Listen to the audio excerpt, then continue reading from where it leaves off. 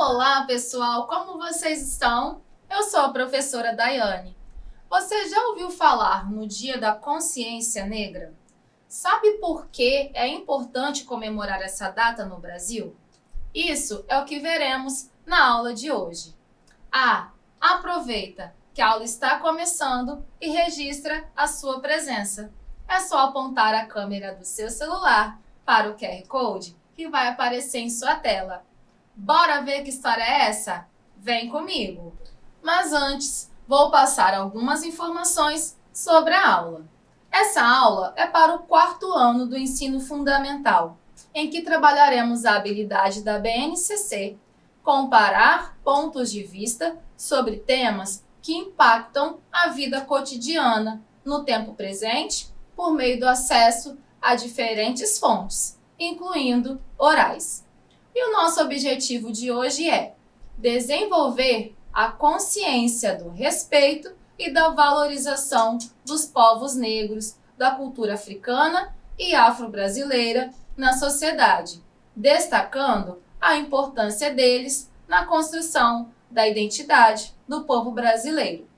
Para cumprir esse objetivo, vamos falar sobre o Dia da Consciência Negra, passando pela trajetória dos negros no Brasil, a chegada aqui no século XVI, por meio de viagens nos navios negreiros, o duro trabalho desenvolvido, as torturas e castigos, a vida nas senzalas e as fugas, as formações dos quilombos, em especial o de Palmares, a vida de Zumbi, as leis abolicionistas e as ações de reparo do governo para garantir direitos aos negros da atualidade.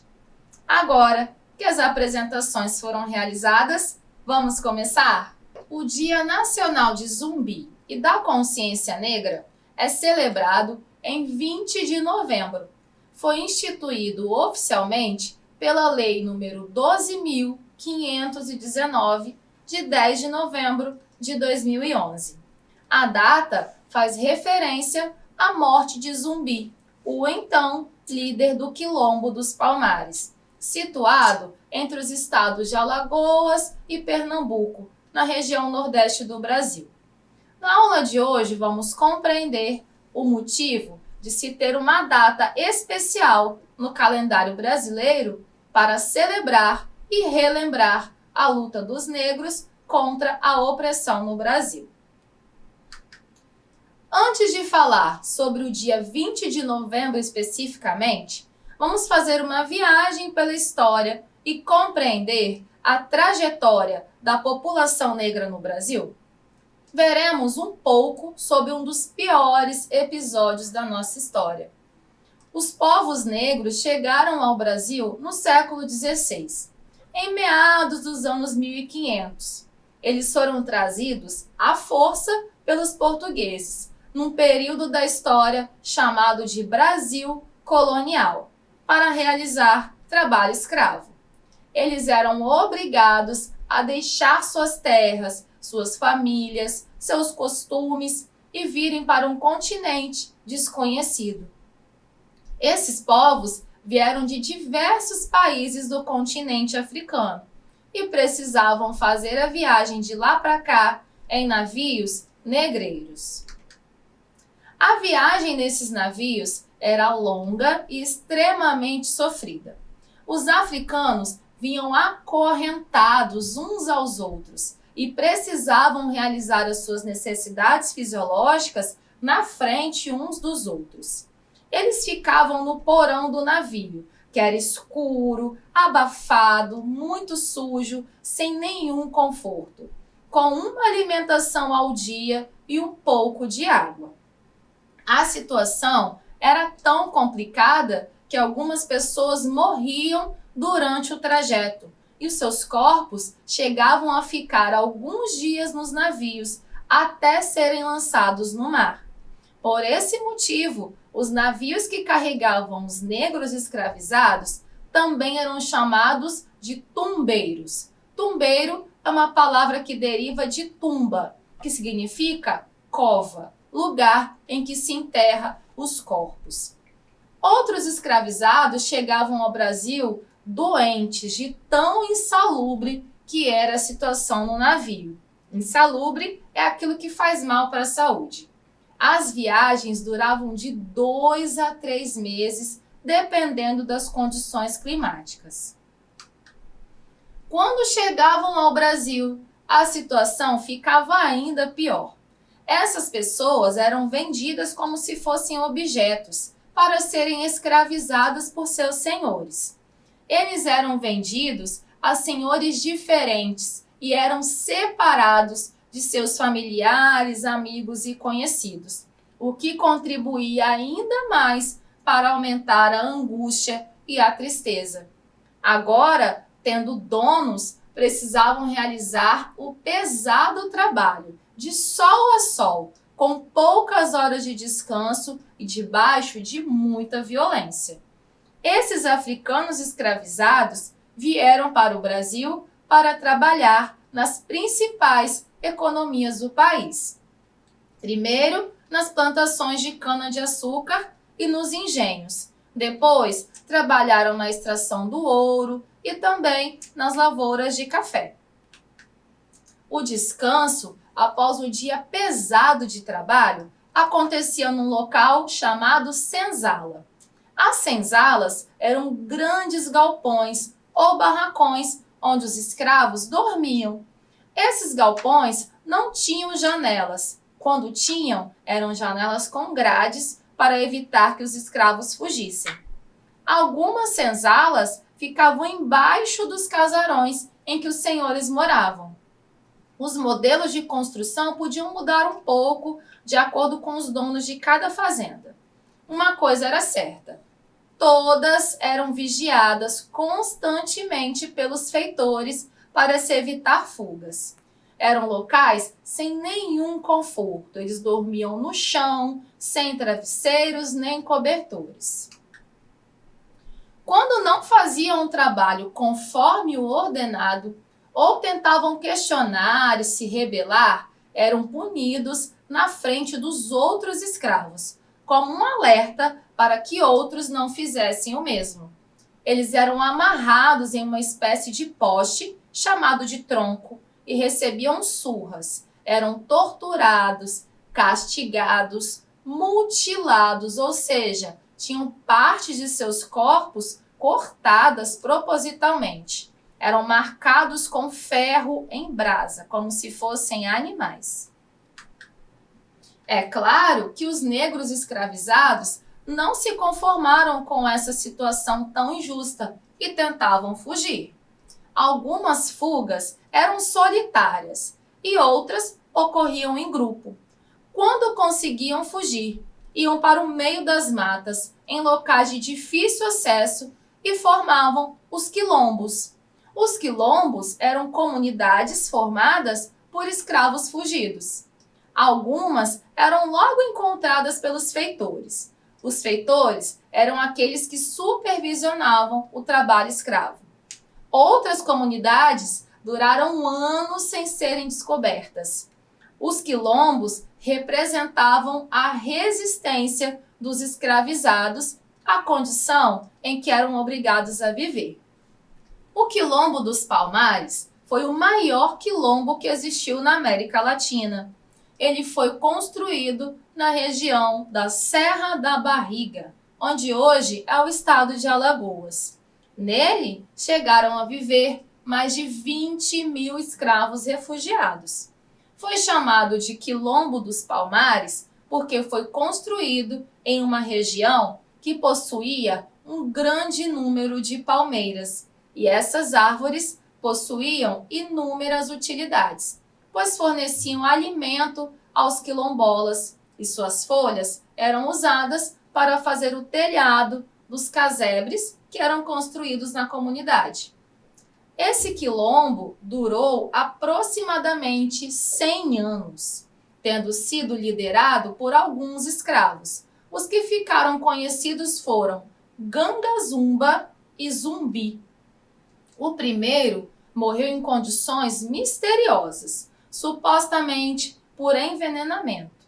E acredita-se que foi líder de Palmares de 1645 a 1678. Já Zumbi foi eleito chefe do Quilombo e permaneceu como tal de 1678 a 1695, ano de sua morte. Enquanto líder, Zumbi lutou muito pelo povo negro, sendo considerado um símbolo de resistência e luta dos africanos contra sua escravização. Sua morte foi bem triste. Ele estava escondido, porém sua localização foi denunciada. Quando encontrado, teve sua mão cortada e sua cabeça foi decepada, salgada e levada para Recife, onde ficou em exposição em praça pública.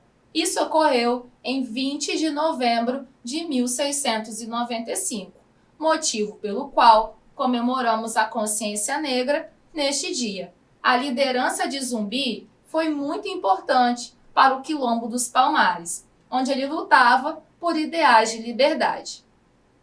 Infelizmente, o Quilombo foi destruído e ele morreu sem alcançar o que tanto almejou para o povo negro escravizado, a liberdade de anos de escravidão. A escravidão no Brasil durou mais de 300 anos e foram milhões de negros capturados na África e trazidos para o Brasil à força. Historiadores dizem que esse número chega a cerca de 4 milhões, fora os mais de 600 mil que morreram no caminho. O motivo de tantos anos de trabalho escravo é muito claro. Os donos de terras lucravam muito dinheiro com essa prática. Eles pagavam pelos escravos aos traficantes e depois não pagavam nada aos escravos pelo trabalho. Estes davam muitos lucros e não recebiam nada em troca, a não ser violência. Essa história só começou a mudar quando surgiram as leis abolicionistas. Leis que só começaram a aparecer depois que países que tinham relações econômicas com o Brasil começaram a cobrar o fim da escravidão. Tanto é que o Brasil foi o último país das Américas a acabar com a escravidão, e a liberdade do povo escravizado foi acontecendo de forma gradual. A primeira delas foi a Lei Feijó, de 1831, que ficou conhecida como Lei para Inglês Ver, porque ela foi criada por pressão dos ingleses, mas ficou só no papel, ou seja, não foi cumprida na prática. Em seguida, veio a Lei Eusébio de Queiroz, de 1850. Por meio dela, ficou proibido trazer os negros da África para serem escravizados aqui no Brasil. 21 anos depois, surgiu a Lei do Ventre Livre, em 1871, que declarou livres os filhos de escravos nascidos no Brasil a partir de então. Passados mais alguns anos, surge a Lei dos Sexagenários, em 1885. Essa lei decretava que os escravos com mais de 60 anos fossem libertos. Por fim, em 13 de maio de 1888, foi assinada pela Princesa Isabel a Lei Áurea. Essa lei aboliu, deu fim de vez à escravidão no Brasil. Por muitos anos, ela foi vista como uma heroína, uma espécie de redentora do povo negro. Mas a verdade é que a escravidão só foi abolida, como eu disse antes, por pressão de outros países. Prova disso foi que a abolição foi concedida, porém não foi realizada nenhuma ação para que os negros fossem incluídos na sociedade. Por isso, uma grande parte da população negra no Brasil deixou de comemorar o dia 13 de maio, dando mais destaque ao dia 20 de novembro, que é a data da morte de Zumbi, que representou a luta e resistência pela liberdade dos negros. Estamos em 2022 Já se passaram mais de 130 anos da abolição. São 134 anos, para ser mais exata. Mas os reflexos da escravidão na nossa história perduram até os dias de hoje. Os negros ainda sofrem preconceito racial. Preconceito racial é toda e qualquer forma de expressão que discrimina uma etnia ou cultura por considerá-la inferior ou menos capaz. Os negros estão entre os mais pobres, têm menos estudos, têm dificuldade em conseguir cargos altos em empresas. Grande parte da população carcerária, ou seja, dos presos do Brasil, é de negros. O desemprego ou funções que exigem esforço físico também é grande entre os negros. Esses dados podem ser encontrados no Instituto Brasileiro de Geografia e Estatística, o IBGE. O nosso vocabulário está cheio de expressões embutidas de racismo. A cultura dos negros sofre preconceito. O governo tem investido em ações para tentar reparar as marcas negativas que os negros carregam até hoje. E, aos poucos, eles têm conquistado seu lugar na sociedade, em igualdade com os demais. Em 2003, foi criada a Lei Federal 10.639, que passou a incluir no currículo oficial das redes de ensino a obrigatoriedade da temática História e Cultura Afro-Brasileira, além de outras políticas de promoção da igualdade racial. Isso acontece porque existem diversas organizações no Brasil, chamadas de movimento negro ou coletivos, que lutam e exigem igualdade de direitos. Alguns dos direitos conquistados são as cotas raciais em universidades e em concursos públicos, por exemplo, que beneficiam não só os negros, mas também os pardos e indígenas. O Dia da Consciência Negra é importante para relembrarmos que a nossa sociedade foi construída por meio da escravidão.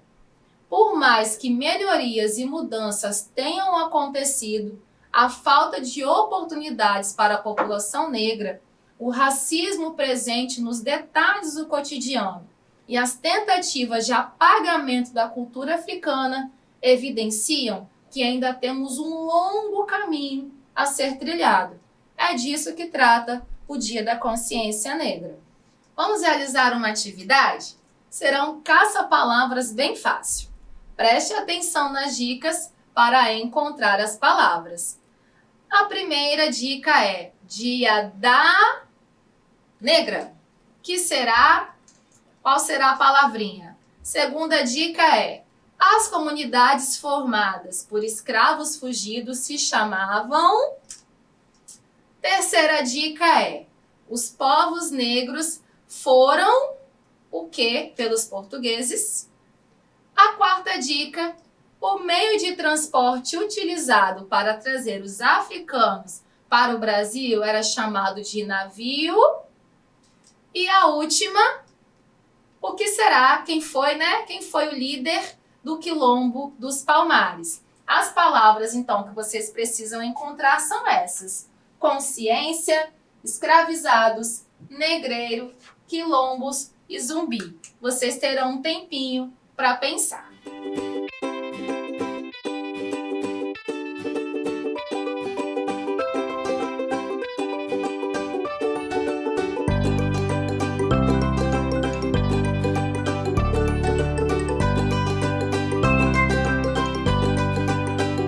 Será que você acertou tudo? Vamos conferir? Aqui estão as palavras. Consciência está aqui. Escravizados. Aqui. Depois vem negreiro. Quilombos. Está aqui na vertical. E zumbi, que é a primeira palavrinha aqui. Estava muito fácil, né? Espero que você tenha acertado. Estamos chegando ao fim de mais uma aula, pessoal. Vamos relembrar o que aprendemos hoje? Mas antes, não se esqueçam de marcar a sua presença em nossa aula. Basta apontar a câmera do seu celular para o QR Code que está aparecendo aqui na tela. Perpassamos pela história da chegada dos negros ao Brasil no século XVI. Eles foram escravizados e precisaram vir à força, passando por viagens horríveis nos navios negreiros. Compreendemos que a vida aqui no Brasil era muito difícil, que o trabalho era pesado e que eles viviam debaixo de torturas e de castigos físicos.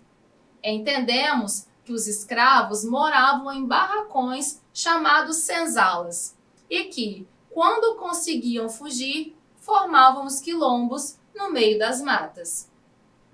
Compreendemos que o fim da escravidão no Brasil ocorreu de forma gradual por meio de leis abolicionistas. Vimos um pouco do Quilombo dos Palmares e da história do maior líder negro deste quilombo, Zumbi. Aprendemos que comemora-se no Brasil, no dia 20 de novembro, o Dia da Consciência Negra, e que é uma data instituída por lei. Essa data faz referência à morte de Zumbi dos Palmares, que foi o líder do Quilombo dos Palmares. Por fim, aprendemos que o governo tem investido em ações para tentar reparar os danos que a escravidão deixou nos negros, que sofrem até hoje com o preconceito e a falta de oportunidades. Nós vimos nessa aula um pouco sobre a história de Zumbi, considerado um grande líder dos negros na época da escravidão. Ele fez a diferença no tempo dele. Você pode pesquisar sobre negros que sejam importantes para a nossa história. Quais são os negros que fazem a diferença em nosso tempo? Compartilhe conosco a sua opinião. É só enviar o seu vídeo para o nosso WhatsApp pelo número 27 99661 0143. É só apontar a câmera do seu celular para o QR Code que está aparecendo em sua tela. Pessoal, infelizmente, nossa aula chegou ao fim. Espero que tenham gostado do conteúdo de hoje. Em breve estaremos aqui no TV em Casa na TV aprendendo muito mais. E não esqueçam, mesmo distantes, estamos juntos!